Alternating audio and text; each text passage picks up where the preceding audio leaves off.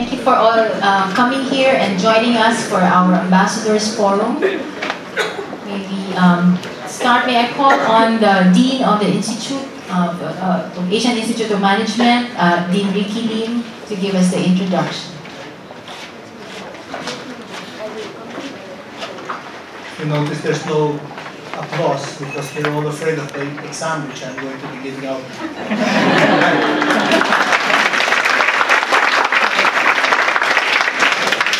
How many of you of my students here plays Candy Crush? If you give me lives, I can commute your, by a few minutes, what are we powerful? Thank you. Your Excellency, Ambassador Roland Van Remoortele, Your Excellency, the Ambassador from Timor-Leste, representatives from the Royal Belgian Embassy, members of the Diplomatic Corps, I hope I did not miss an excellency here. Thank you. Dutch Ambassador. The Dutch Ambassador, sir, Excellency, welcome. Faculty, students, alumni, friends of AIM, good afternoon. Welcome to AIM, and welcome to the Stephen Zuellig Graduate School for Development Management Ambassadors Forum. The Stephen Zuellig Graduate School for Development Management, its goal is to mold students into becoming competent public leaders and development managers who create change in the Asian region. Our students should be equipped with information and knowledge through lectures from their professors in their respective courses, as well as other lectures from extracurricular activities, such as seminars and field studies and speakers outside the venue. The goal of this Ambassadors Forum is to broaden the perspectives of AIM students taking up their Master in Development Management, or MDM, to provide a venue for an information exchange for all foreign ambassadors in Manila, and to educate our community on international relations and other development issues and trends. Through this forum, our ambassadors and embassy officials are invited to discuss their country's respective views on Asian issues such as political ideologies, regimes, economics, finance, trade systems, demographics, migration, climate change, energy, strategic security, worldviews, and on many, many salient issues. To introduce today's guest of honor, may I now call on Juan Miguel Luz, Dean of the Stephen Zuellig Graduate School of Development Management. Again, welcome to today's Ambassadors Forum.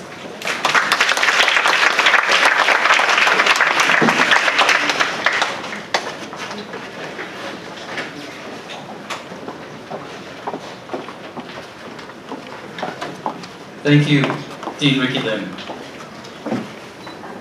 Excellencies, members of the Diplomatic Corps, faculty, students, alumni, friends, and guests, good afternoon.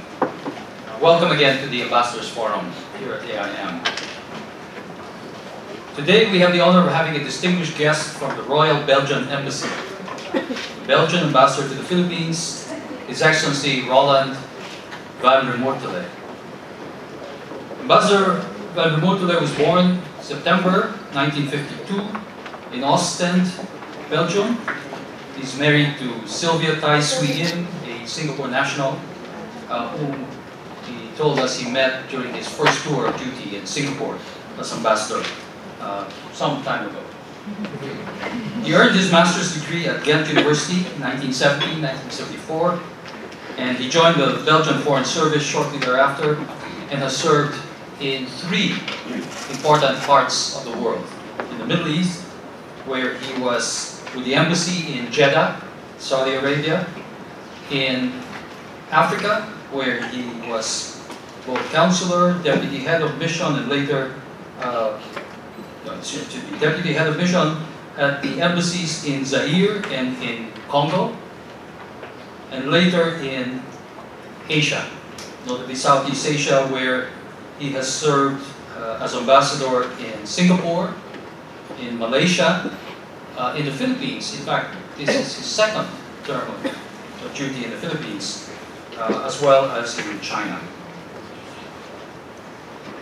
His Excellency was chairman of the Board of Governors of the Asia-Europe Foundation in 2013, a board member of the Club 200 in Singapore, and a distinguished fellow of New Westminster College in Canada.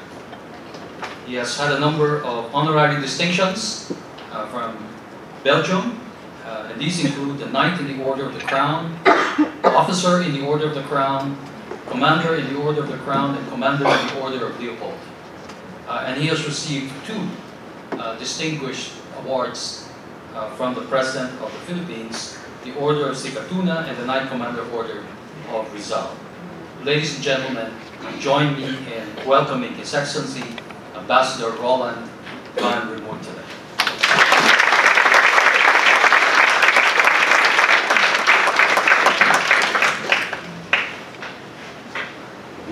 Thank you very much for that lengthy and splendid introduction. It all of a sudden makes me feel quite old. I'm of course delighted to be with you here this afternoon at this prestigious institute, Asian Institute of Management. And I'm particularly pleased about the size of the audience. I didn't know that Belgian-Philippine relations would engender such enthusiasm in the institute. Or perhaps it is because since I've newly arrived only last September, it's good to see a new face, or perhaps to see a Balikbayan ambassador, which is quite rare. If you don't mind, I want to be a bit more comfortable and get my jacket off.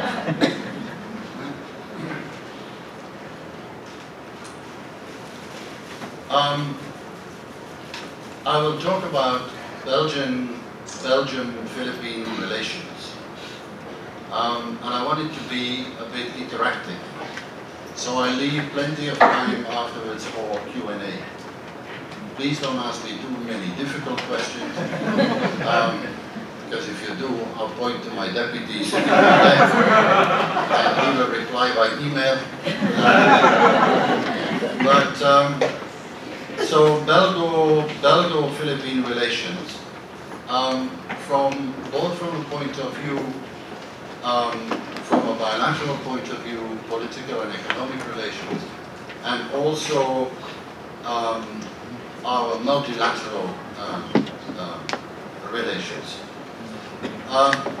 Before I really get into the subject, a bit of history about our relationship, which is a lot more ancient and old than many of you think. I think we could start with Magellan. When Magellan arrived in the Philippines, it is said and documented that the bombardiers on board his ships, you know, the people manning the cannons and shooting out cannonballs to the unsuspecting natives, were Flemish. Now, Flemish people, of course, Belgium did not exist at the time. Flanders was a region by itself, but they are from Flanders. We were, at the time, Flanders was a big seafaring nation.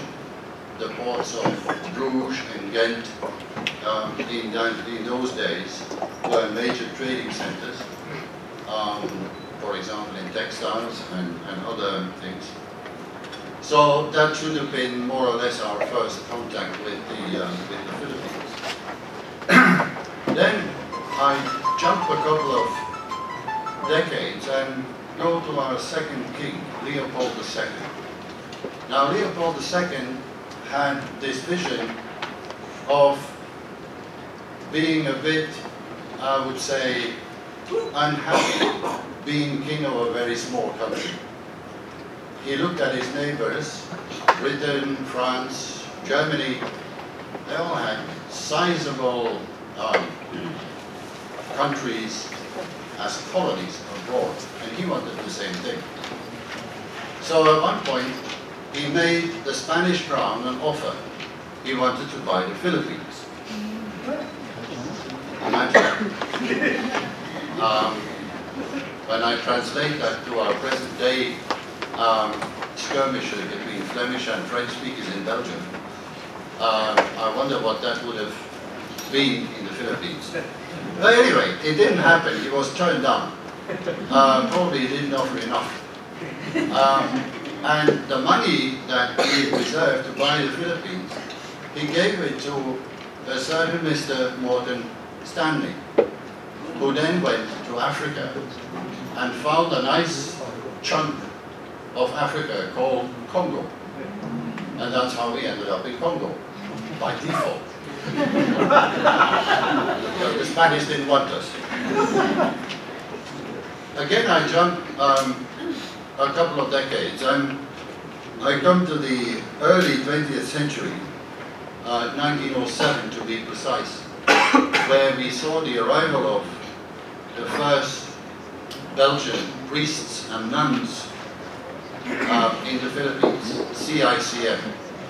I think there are a lot of Filipinos today, also in government, who passed through the hands of Belgian nuns and Belgian priests and missionaries. University in Baguio, St. Louis, is still sort of the epitome of that presence at the time. We established a first consulate in the Philippines in 1873. That's quite a long time ago. But we established official diplomatic relations in 1946. And before I forget, we have another connection with the Philippines. Jose Rizal spent quite a lot of time in Belgium, in Ghent. His book was published and printed in Ghent in Belgium, where there is still a plaque somewhere on the wall near the house where he lived to commemorate the event. But now I come to our present day relations. 70s and 80s, we had a lot of students from the Philippines coming to study in my country. In the universities of Leuven, universities of Ghent, there's a whole host of Philippine alumni still active in the Philippines.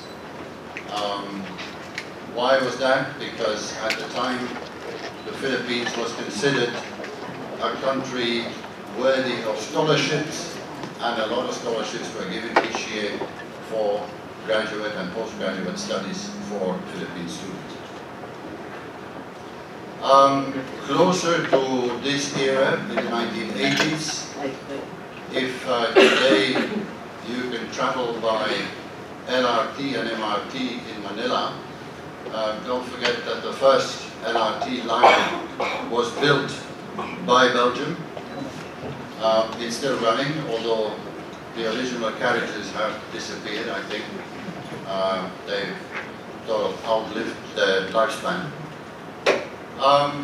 In the middle 90s, and that was when I was first in the Philippines, we were very active in Mindanao and the Visayas with a huge development project, which came about after the signing of the 1986 agreement between the then government of the Philippines and the MNLF. Now, our thinking was, it's good to sign a peace agreement, but peace is not something that you can eat. You have to do something. So, together with the Philippine government, we brought about this, and I'm quite right in saying this huge project, which is with an awful name, Belgian Integrated Agrarian Reform Support Program. There you go. BIAS. Well, whenever we talk to our Filipino friends, they call it BASP, but never mind. It was a project aimed at improving infrastructure agriculture, education, and health in the region of Mindanao and parts of the Visayas.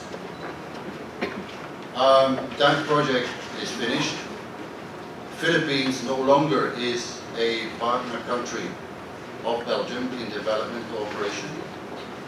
It's your fault because you've graduated. I can't help it. If the country moves up the ladder, then you fall off the development ladder, or at least development aid ladder. But that being said, we still have a large number of NGOs active in the country, in various sectors of activity, education, health, etc. So, given all that as a background, how should I describe our relationship today? It is good, very good, friendly, warm, but below its potential. Why do I say that? When I look at our economic relations, I was quite amazed to find that our two-way trade with the Philippines does not exceed 400 million euros a year, which is ridiculous. Given the size of the Philippines, given its potential, it is really below par. That being said, on the bright side, the Philippines is still the 32nd trade partner of Belgium. I mean, given the scale of 190 or, 200 countries in the United Nations with which we trade, it's not bad, but it could be a lot better. The same goes for investment. We have some investment in the Philippines, but not enough, far too little. And today, given the stellar economic performance of the Philippines, 7% a year is not bad. Better than anybody else in the region. There is increased interest of Belgian business community to do business with the Philippines. But again, there is this attitude of fence sitting. They're still not coming to the Philippines. And there are some reasons for that. They are interested. When I told, coming from Singapore, where my last posting, I have about 200 Belgian companies established in Singapore. When they knew I was coming back to Manila, they said, "Oh, great, we will come and see you." But the first question that always popped up, they said, "But is it safe?" There is still this outdated perception that the Philippines is not safe. Maybe that was the case 20 years ago. Today, I would say it is a lot safer, definitely, and I would encourage all of them to come. But there are some more important reasons why they do not come to the Philippines. One would be the restriction on foreign ownership.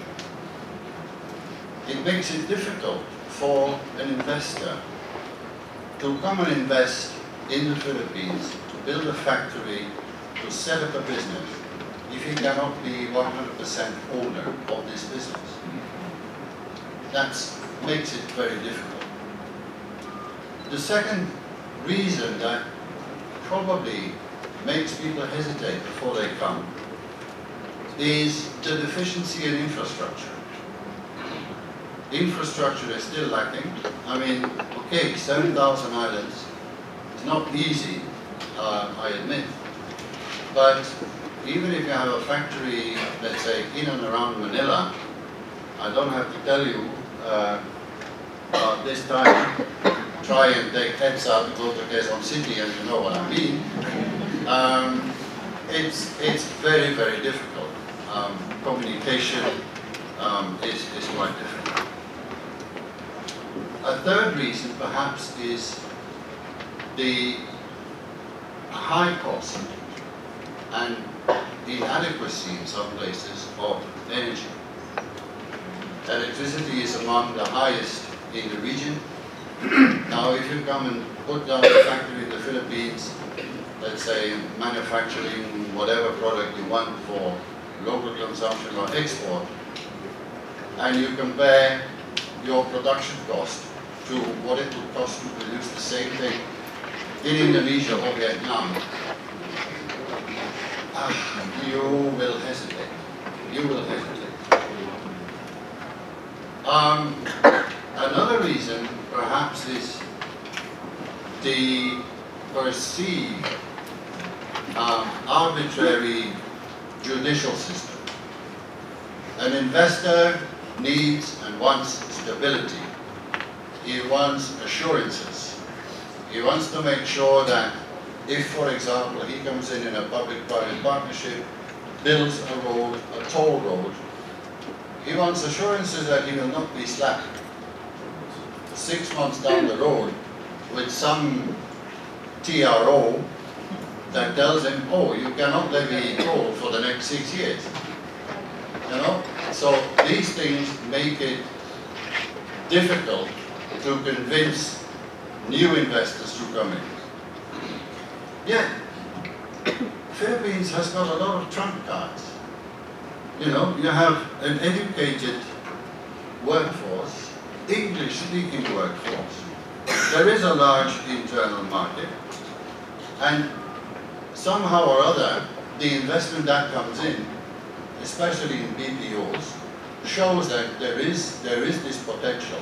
There is this thing about the Philippines that once makes people want to come, but hesitate.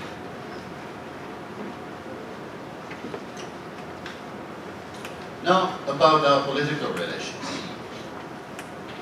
Again, I would say we have excellent political relations. Superb. But when people ask me to describe that relationship, I call it empty. We have a big number of bilateral agreements between us. We have an air agreement, we have a social security agreement, we have a double taxation agreement. I'm looking at Joseph there. We have an investment agreement. You know, the whole series of bilateral agreements is in place. But and I forget, last year we even signed a joint plan of action, you know, to enhance our relationship. But somehow or other, it remains an empty shell. One of the points in the plan of action that was signed last year when Secretary Del Rosario came to Brussels, and it's something that I've always insisted on, not only in the Philippines, but in all the other Asian countries that I've been, is the importance of visits. Visits. You have to come and visit one another. You have to see each other. You have to talk to one another. You have to build a level of comfort, of you know, being comfortable with one another. That is very important. And there, of course, we're very much lacking, because the last visit, and I'm, you know, almost ashamed to say that, the last visit of a Belgian foreign minister to the Philippines was 21 years ago. On the Philippine side, it's a little bit better. Then President Macapagal came to Brussels in 2004, if I'm not mistaken. And then, of course, as I said, Secretary Del Rosario last year. But given all this, as I said, our relationship is excellent and very good, because we see eye to eye on a large number of issues. We have the same similar outlook on the world and on the issues of the day. So we are very much on the same page. Of course, the other aspect of our relationship is what I call the people-to-people relations. Roughly, although you know the difference between documented and undocumented and whatever, but we would estimate 10,000 Filipinos in Belgium contributing to our economy. Roughly, again, documented and undocumented, 2,000 Belgians in the Philippines, attracted by the nice weather and the warm hospitality, of course. We still have students studying at our institutions. Roughly, I look at Joseph, roughly about 35 a year, on scholarships by the Flemish University Council. So there is this affinity that binds us. We're very comfortable with one another.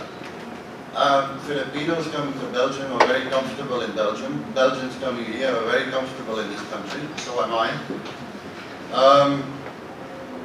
And I think the best illustration of that was when the catastrophe struck last year. Typhoon Haiyan, or Yolanda, as you call it. The response that was given by Belgium to the Philippines was quite extraordinary, in the sense that not only were we among the first to arrive here in Tacloban and go to the hospital and water treatment plant and so on, but at a later stage, or almost simultaneously, there were a lot of initiatives taken in Belgium by TV stations, radio stations, NGOs and whatever, to collect funds for the Philippines. And the response was absolutely overwhelming. It's enormous. And I compare that to other catastrophes in other parts of the world where we try and do the same thing, where, well, people are relatively generous, but when I compare that to the response to the Philippines, it was absolutely out of this world. So this affinity exists, this level of comfort that we have is there, and we should build on that. Now, that was, in a nutshell, a bit about our bilateral relationship. Of course, we do interact in international and regional fora. For example, the UN family.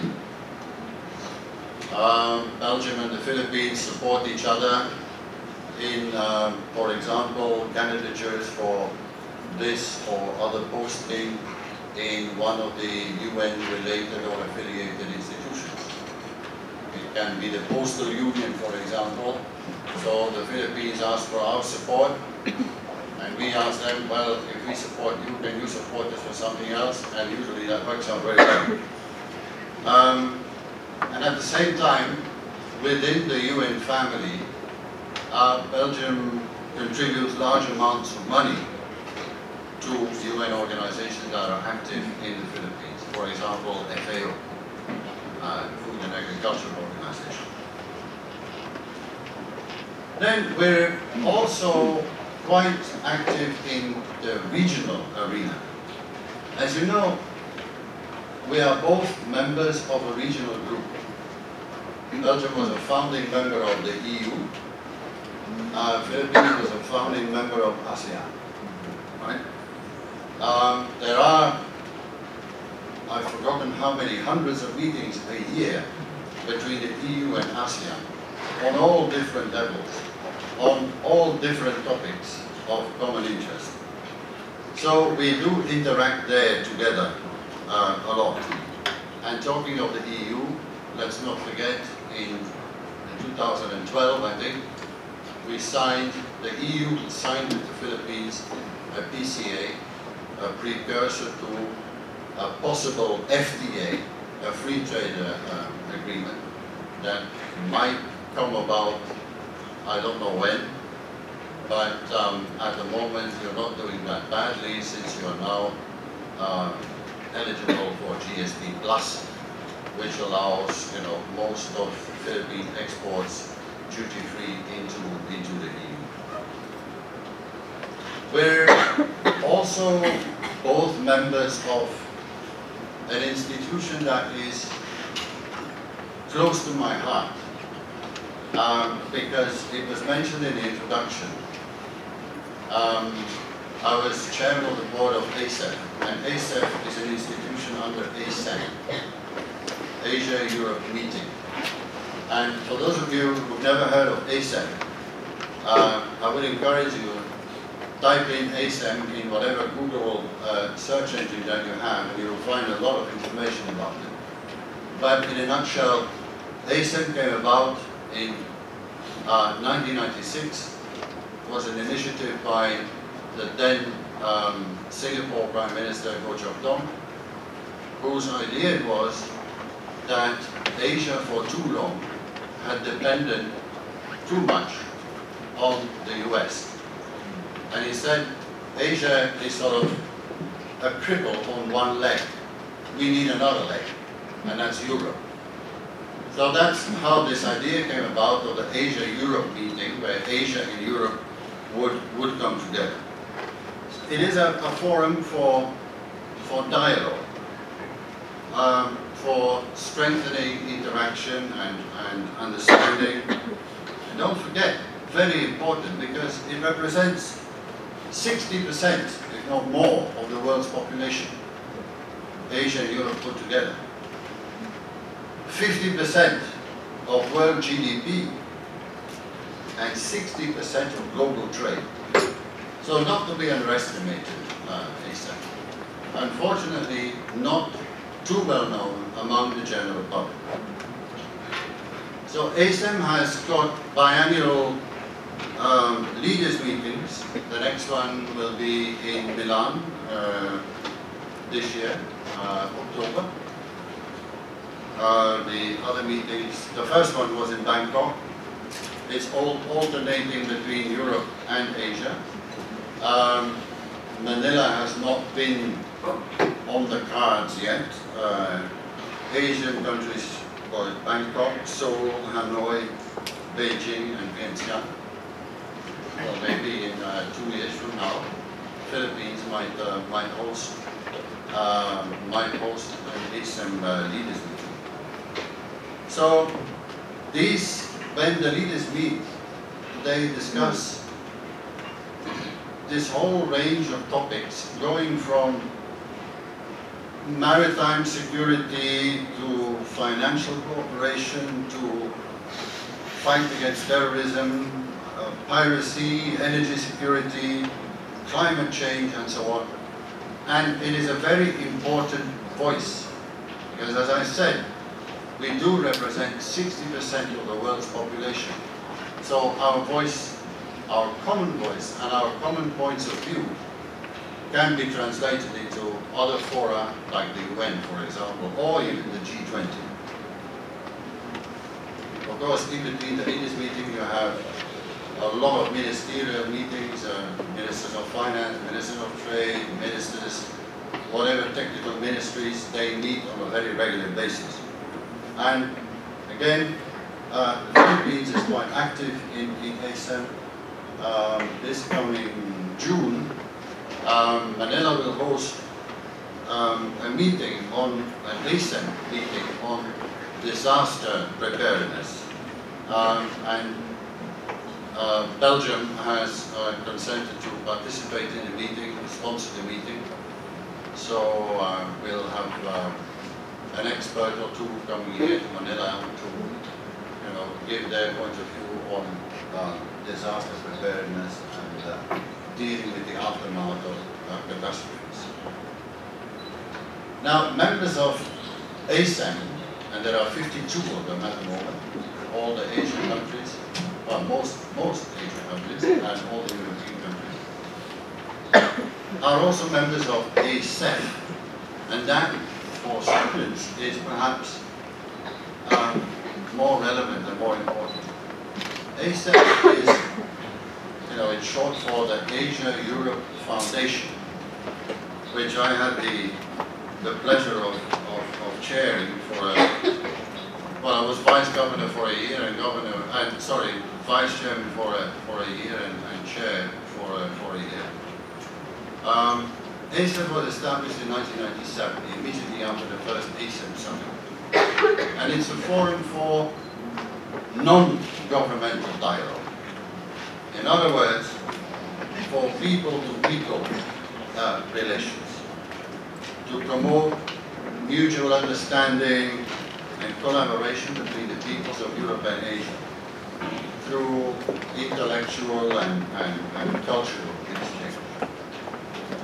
Its areas of activities are very diverse, ranging from economy and society to environment, sustainable development, public health, arts and culture, education and academic cooperation, human rights and governance, especially education and academic cooperation, because there are some mechanisms in ASEP, like the ASEF1, which is universities put together, Asian and European universities, where they can interact, where they can exchange best practices, and so on. So perhaps also for AIM, this is something to look into, and I'd be happy to, be the go-between between the ASEP people in Singapore and the Institute. It's governed by an executive office, which today is chaired by a Chinese gentleman. I know the relationship between Philippines and China is not at its best, but I can tell you he's very nice. He really, we talked a lot together, and I know that he has the best in view for ASEP and to develop further ASEP. And again, ASEP is one of those institutions that the general public never hears about, which is a pity, because even for students like yourself, the amount of publications and the amount of ASEP is enormous, which can be quite relevant to many of you. Very easy to find, www.asef.org, and you will find all the information in there.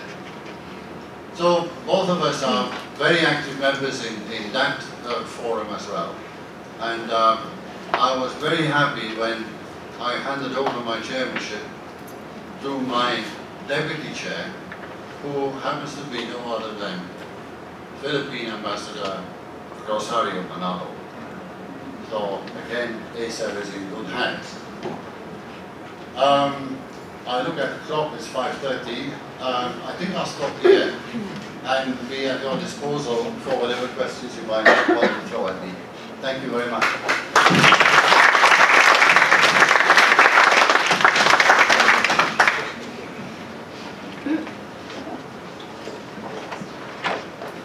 Please introduce yourself and where you come from. This is Aminul Usman. I am from Bangladesh. I'm Indian fellow here 2004. Just the question is, you told about the empty shadow. Many things have been brought in over here. We have seen many dreams. But why is it becoming daydream? Being a diplomat in terms of WTO and other issues, this country is very much promising and pragmatic for developing business and other sectors. So what's your views, personal views, as a diplomat, how it can be reached and developed perfectly? Okay, maybe I can take one or two questions and then give you a reply. Or you prefer me to answer one by one? I don't know, I'm in your hands. But okay, if I come back to your question, I think I listed a number of reasons why investors are hesitant to come into certain countries. you know, governments can only, I would say, prepare the way for investment and for the private sector to do their job. It's not the government that invests, it's the private sector that is active in that. And as I pointed out in the case of the Philippines, for example, the high cost of energy is definitely an impediment to an investor coming who wants to put a production plant in the Philippines.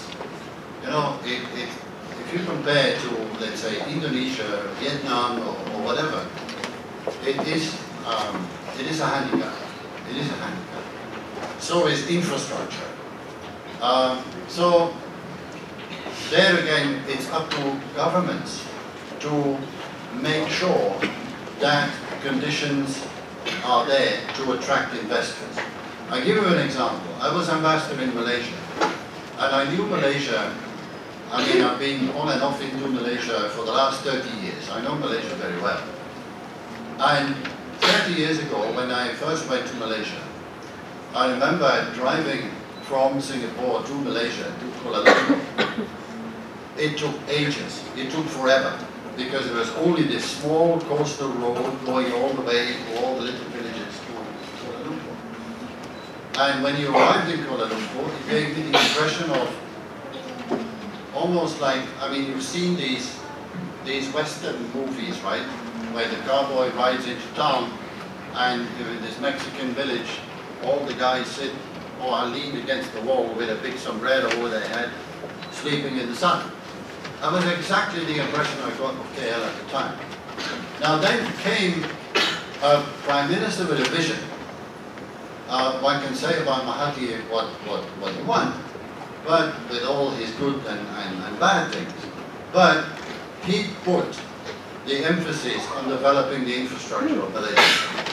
Nowadays, you can drive from Singapore to Malaysia, which is roughly, let's say, by less than 400 kilometers anyway, but with a bit of disregard for the traffic regulations and so on, but you can do it in 3 hours, 3.5 hours, which is, you know, tremendous. The ports were developed. They were very efficient. PTP, which is in the southern part of Malaysia, is giving Singapore a run for its money. You know? So when you have these conditions united and together in a country, you attract investment. People will come. And if you look at the development of southern Johor today, the Iskandar region, for example, there's a lot of companies that instead of going to Singapore, go to Iskandar. Because, one, they have more space, because that's one of the constraints of Singapore, of course. You know, it's very small, it's, you know, very crowded. So they go to Iskandar, because they have the same environment, more or less, as in Singapore. So that's what happens. So it's up to governments can only do what they're supposed to do. That is, put down the conditions that make it useful, that make it good for the private sector to come in. I hope that answers partly or no question. I've got something, but I have a recommendation to you also on the board. That is, whenever any bilateral relation is made, so which should come together. So the point of, from the point of Philippines, last year it has gained $25 billion from the software export. So Netherlands has some good competence in these issues. If they would like to, they can get a development here, number one. Number two, being a country of 7,000 islands, they have very much potential for the, what could I say, that was the herbal things to grow. So Netherlands has very nice potential for doing some pharmaceutical business. They have good experiences. If they'd like to get some bilateral relation on this issue, that can be happened also. So if some bilateral issues are sorted out this way, and to get come up with a new way of thinking, then things may happen, and both win-win situation for everyone. Thank you. By a question about the Netherlands, I'm looking at my Netherlands colleague over there. It was trying to hide. But no, I was struck by what you said, 7,000 islands. And you know, and this is my personal opinion. When I was first here 15 years ago, I always thought that it was more important. I mean, okay, having an industrial base is important because it creates employment, definitely. But given the location of the Philippines and given its geography, with 7,000 islands, and believe you me, I haven't visited all 7,000 of them, but I've been to quite a number of them. This is by far, and I'm not saying this to please you, this is by far one of the most beautiful and attractive countries in Southeast Asia. So your vocation, and coupled with that, you know, the hospitality of the Filipino people, being greeted with a warm smile wherever you go. Perhaps my thinking was, perhaps tourism and tourism industry might be a very good avenue for the Philippines. You know, there are efforts being made nowadays, retirement villages being put up where foreigners can come and live in the Philippines and so on. So rather than opt for full industrialization, make use of your potential, make use of what you have. We've been to islands, and you know, I can tell you quite frankly, with my wife, on a couple of times, we were just by ourselves standing out in the open somewhere, and you would get tears in your eyes because it's so damn beautiful. It's so nice and undervalued. Because if I look at the number of tourists from Belgium coming to the Philippines, again, we are under par. We're only, what, about 11,000 a year? 11, 12,000? Compare that to people going to Thailand. You know, so there is potential here in the Philippines that should be developed. Good afternoon. I'm Olga Beniguel. I am an alumna. Oh. Your Excellency, my question is, well, it was mentioned a while ago that you had been an ambassador to the Philippines before, and I am sure you had played a major role in the implementation of the granting of the Belgian official development assistance to the Philippines. Now, my question is, what was really the focus or the emphasis of the Belgian ODA? And if so, why is that? And what were the problems you encountered during the implementation of the Belgian ODA in the Philippines, so that at least we could minimize, if not avoid, the occurrence of the same problem in the future? Thank you. Thank you for your question. Let me start by saying this. One, I was, as you heard, I was in Africa as well, in Congo. Right? And Congo, by definition, you know, ex-colony and whatever, is the main beneficiary of ODA from Belgium. Now, I think we spent, well, we were still counting in Belgian francs at the time instead of euros, but it was billions of Belgian francs a year in development projects. And while I was there, the then President Mobutu, after the umpteenth political spat with Belgium, decided to kick us all out.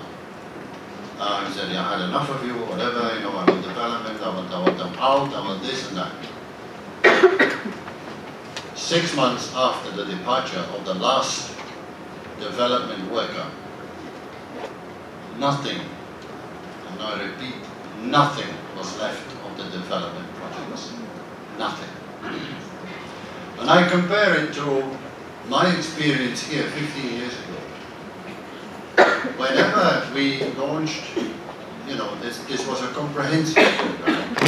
The word said itself is an integrated program, focused on agrarian reform communities and building a livelihood for those communities. Every time I went to inaugurate or cut a ribbon at one of the smaller projects here or there, I always made a promise to the people. I said, look, we're starting something today together, and I'll be back in 1 year from now and see where we are. And I always kept my promise. 1 year later, I went to have a look, and I was always amazed by the fact that with a little push, a little help, the thing blossomed. That was, I mean, that is the experience that I had every single time. And it's the memory that I kept of those development projects at the time in the Philippines. I mean, even rehabilitating a school in a remote barangay, in a remote village, you know, where school children, I mean, you probably have no idea, but people can be so desperately poor that the children don't even have clothes. So we took it upon ourselves, together with the local community, to rehabilitate the school, to provide, you know, even the textbooks and the pen to write and whatever, and the paper, with the benches and the chairs made by local handicraft. We never imported anything, it was all locally done. And then going back 1 year after, and to find amazing things. For example, there was a vacant piece of land behind the school, and some of the parents of the children going to class had taken it upon themselves to develop that piece of land and plant vegetables. Not only to teach the children the value of, you know, manual work and how to plant vegetables and so on, but at the same time to provide their kids with one decent meal a day. That was amazing. I've never seen that anywhere else. So what I can say about the Philippines is development cooperation, when it comes in, it falls on fertile ground. It is fertile, definitely, because of the enterprising nature of the Filipino. You know, sometimes they only need a little push, a little help, and they can do it. They fly on their own wings. Yes, my good friend.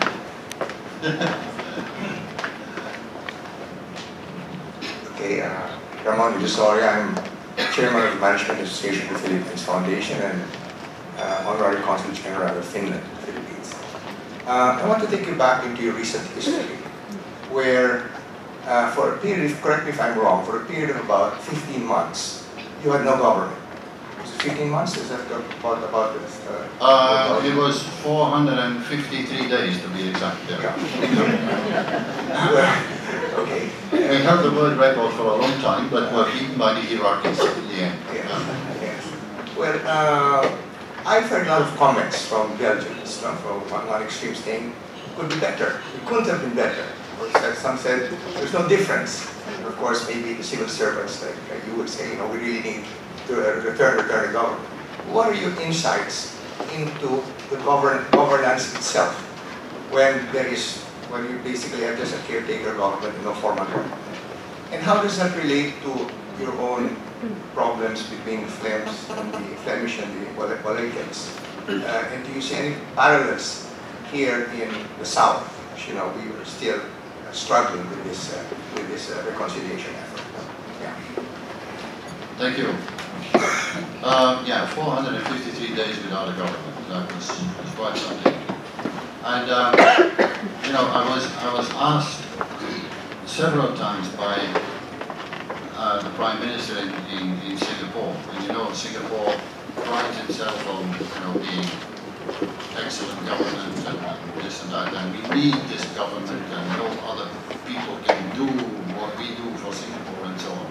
And he kept asking me, he said, but you know, how do you do that? I mean, you have no government, and yet compared to the rest of Europe, you're doing quite well. I mean, explain to me. And I can be very mischievous sometimes. So I always looked at him and said, well, he makes you think, doesn't he? Do we really need politicians? That was always the end of the conversation. But yeah, I think it has to do with institutions. When you have strong institutions, they run by themselves. I mean, they're guided by politicians, but politicians themselves don't run the institutions. It's the people manning the institutions. I mean, an embassy is run by the people that are in the embassy, for example. You know, if you have if you have an ambassador who prefers to play golf from morning till evening, and a number two who I would say prefers to sit by his swimming pool, nothing very much substantial will happen. Fortunately, we're not in that case. I have an excellent number two here who works very hard, and I'm very happy. And well, I'm still trying to get to play golf. It'll come one day. But it's institutions. When you have strong, established institutions, your country runs. When you have a parliament that deals with the issues at hand and is not distracted by, you know, other issues, it makes the country run. Even when you mentioned the problems between the Flemish or the Flemish speakers and the Walloon speakers, it's of course a very old problem. Let's not forget that when Belgium came about in 1830, our independence, it was by a revolution. Unfortunately, my Dutch colleague has left because we were under Dutch rule and we got rid of them through a revolution. But it was a revolution by the middle class. And the middle class, by definition, middle class being industrialists and so on, were French speaking. They were French speakers. And then end 19th century, early 20th century, the major industries were coal and steel, and coal was to be found in the south of the country, French speaking again. So when you have the economic power, you get political power, right? And then came the change and the turnaround after, I would say, it started in the First World War and then exacerbated a bit during the Second World War, when the poor foot soldier, you know, the North, Flemish speakers were all farmers. I mean, there was farmland. The poor foot soldier was sent to each battle, commanded by French-speaking generals. So there was this movement, opposition movement against that perceived oppression by the French speakers. Then came with that the decline of the coal and steel industry in the south. And when your economic power declines, so does your political power. And the north of the country, which had been very agricultural for a long time, started to develop new industries. So the new economic power came from the north. And then the Dutch speakers, you know, the Flemish speakers, got the upper hand, also in political power. That being said, we're not Yugoslavia. We haven't killed one another. We have found accommodation, very expensive, I admit, but maybe it should be the subject of another talk one of these days. Federalism in Belgium. Because I always, even I get confused sometimes still. We have a federal government, and we have beside the federal government 3 regional governments and 3 community governments. So that means 1 plus 3 plus 3, that makes 7, right? And each of these governments has its own government and has its own parliament. So again, there should be 1 plus 3 plus 3, that would be 7 parliaments. Wrong. There are only 6. Because the Flemish region decided to amalgamate the Flemish region with the Flemish community. So they only got 1. There you are. But as I said, it would be the subject of another talk, and I can go on for hours about that. But those mechanisms, those institutions, make it possible for people to live together and for a country to just move forward, with or without a government at the top. There you are. Yes, please. Finally a lady. Oh no, sorry. 2 ladies. Great. 3 ladies. Oh, great. Good evening, Your Excellency. My name is Kimberly. And my question is about the Belgian Agrarian Reform Project you mentioned.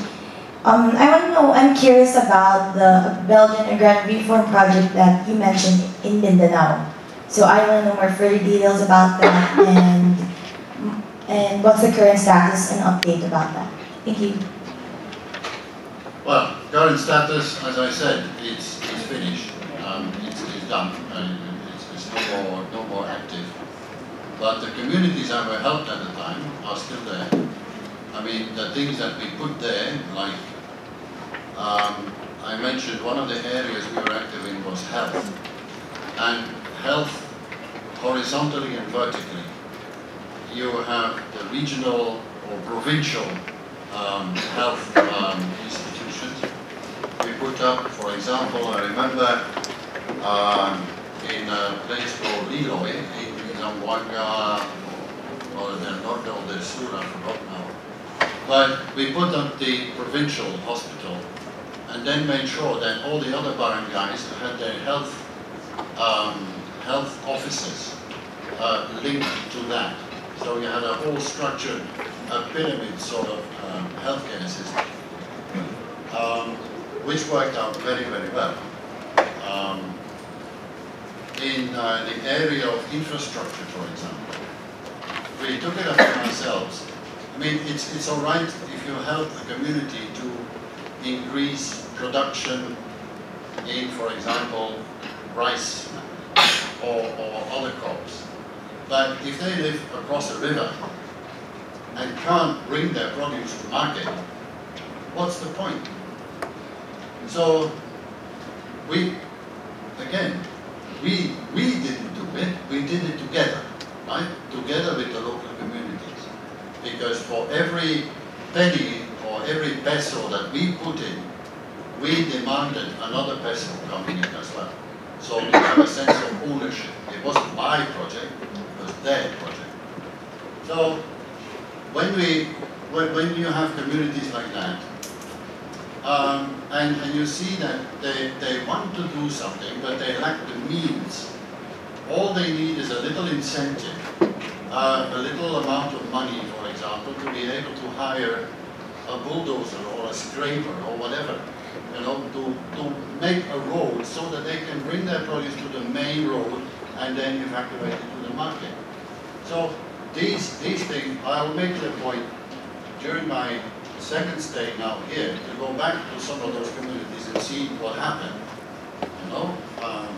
But I'm sure, from my experience then in the past, I know that what has been put there then has taken root and has blossomed. That I'm absolutely sure. There was another lady, yes. Yes. Yeah. Thank you, the Ambassador, for very interesting information regarding the suggestion on how the government of the Philippines should facilitate and lay out the good condition for investor. And also you mentioned about the very good approach to supporting and leverage the Philippines to go further, like the $1 in, $1 out. That way you can have the Philippines not rely on the aid on the ODA. However, I also find some contradicting information. For example, the Philippines ranked the 36th position in the international relationship from Belgium, and 32nd. 32nd, okay. But compared to the number of visits, and especially the frequency of visits from the Belgian side, you mentioned 21 years ago is the latest visit from the Belgium to the Philippines, and the Philippines that returned in 2004 is quite far away. So, and though it's far away, but it's still like nearer than the Belgian visit. Yeah. And you also emphasize on the importance of face-to-face visit. So, can you, as ambassador from the embassy, can you do anything to promote the visit so that the frequency can be higher? You know that we can. You mentioned that we have bunch of agreements, many agreements, and you are very frank to recognize that the relationship is under the potential and also empty. The word empty is quite strong one.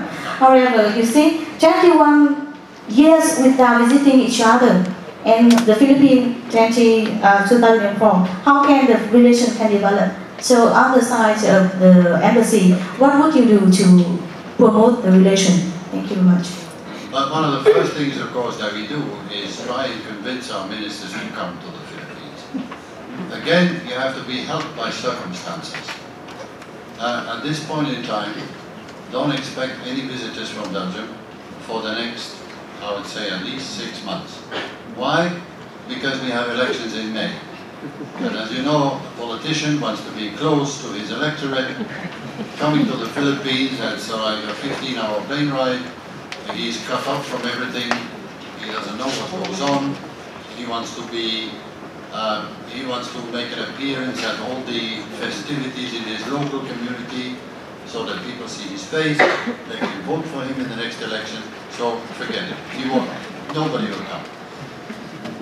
That being said, my hope is that we do get a new government as quickly as possible. Let's say hopefully by this summer. And then again, it's up to us to point out the points that make the Philippines attractive to come and visit the Philippines, because it is important. I've been around Asia for too long not to understand that visits, face-to-face contact is extremely important. I remember, for example, when I was in China, we had ministerial visits practically every week.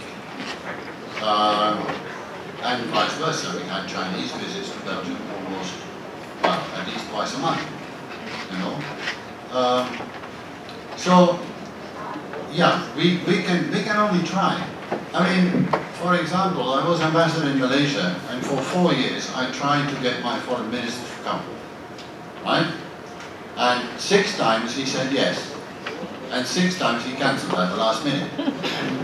Because again, I said, for a politician, it is important to be close to his or her electorate, right? And if there is a festivity, I remember there was, what was the excuse? Oh yes, there was the fiesta of the local fire brigade. And he couldn't make it to Malaysia because he had to be there. So, fine, you know, that's a politician. I'm not a politician, but the only thing I can do, and I did it again when I was in Brussels now a couple of weeks ago, when, you know, we sit together and talk about Asia, is to point out the fact that visits are important, visitors should come, technical ministers should be coming here, see what we can do together, because when you do that, you also give a strong signal to the private sector. Okay? They look at it and say, oh, the minister is going, well, sometimes they join the minister in the visit. And then they come. In 3 weeks from now, we have a delegation of business people from Belgium visiting the Philippines. They'll be here for a couple of days. But again, not accompanied by a minister. So they come, okay, you know, they probably have some contacts here and there. But when there is no official endorsement, if you like, it remains at that level. But if you have more visits, the same goes for the Philippines. I mean, we know for a fact that the President Aquino is going to Europe in September, I think, going to a number of European capitals. And Brussels is not on his roadmap. So we take it upon ourselves to go and say, we want you, we want you to come. Because that creates a buzz. And again, that's what we need to persuade these people from the private sector to come to the Philippines and feel comfortable. Because they feel, there is some sort of umbrella, if you like, by a minister. Yes, please. Good afternoon, Excellency. Manuel Cap. I spent 25 years with NEDA, and one of the first assignments I had is the Belgian ODA. Before the LRT, the Belgian ODA went to agriculture, particularly irrigation, and then it ballooned all of a sudden because of the LRT. I firmly allowed to integrate ODA, trade and visits. I recall the LRT came about because of an agreement between Prince Royal Belgium and the First Lady, I forget his name. Since then, there was about 3 years or 4 years, there's a substantial inflow of Belgian investments for the LRT, civil works, etc. I wonder if something could be arranged for the Belgian royalty to make a visit to the Philippines, or for the President to make a call on the... You seem to know more than I do.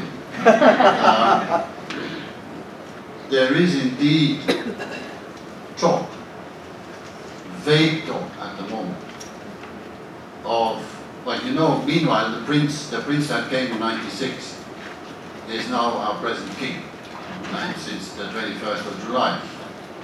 Prince Philip is now King Philip, King of Belgium. But in his missions abroad, accompanying business people, he's been replaced by his sister, Princess Astrid. And there is still talk about a possible visit in 2 years from now, 2016. So I'm also looking forward to that. Because, well, also I know the princess and so on, and I know she will do a very good job. So I'm looking for that as well. And coming back to the earlier question, this is what an embassy does. Look at opportunities, point them out to our authorities, and tell them, look, now is the time. Now you should do this. Now you should come. Now you should do that. Of course, 2016. 2016, change of government in the Philippines, election and so on. So we'll have to look into that, how that will happen. But it would be fantastic, for example, when you have elections in 2016, presidential election, if a Belgian royalty would be one of the first to come and see the new president. Why not? I'm all for it. Also, yes, I don't recall the master saying that in the matter of legislation, I think the biggest influence of Belgium would be in St. Teresa's College, bigger than St. Louis. Yeah. As STC has produced thousands of powerful women in politics and business. Now they are mothers and grandmothers, but the influence is still there. Thank you. Yeah, indeed. No, I mentioned St. Louis because I've been there. When I was first here, I've been there a number of times, and then we did have some agreements with them for exchange of students with Belgian universities. So, but I definitely know about St. Teresa and people that come out of St. Teresa, and I'm always proud to hear when people tell me, "Oh, Belgium, I was educated by the Belgian nuns." Oh, good. Great, fantastic. Suppose we did a reasonably good job, yeah. It's coming up to 6. You might want to take last 2 questions. Okay, yes. Is that right? Ladies first.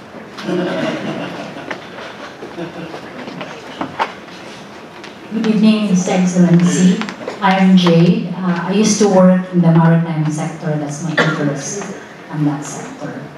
So, as you well know, the Philippines is one of, I think, the #1 supplier of maritime worker. And one of the threats that face this sector right now is the non-compliance with the safety standards. And along this line, I'd like to ask, are there any initiatives or projects that the Belgian government is helping in order to ease this threat that we are facing? Thank you. It's indeed it's a very good question. This is, of course, not only a Belgian problem. This is a European problem. It's a European issue with the Philippines. The Philippines is trying to, if you pardon the expression, trying to get this act together to be compliant with the demands from the European Union so that seafarers can be accredited. And you're very right that seafarers are very important. I mean, every morning when I come to the embassy, I see these endless queues of people coming to apply for a visa, all the seafarers going to Antwerp. And I was lucky enough to, when I came back from Belgium now a couple of weeks ago on the plane, I was sitting next to a gentleman, Filipino, who told me, oh, you know, I'm going home, I just came back from Antwerp.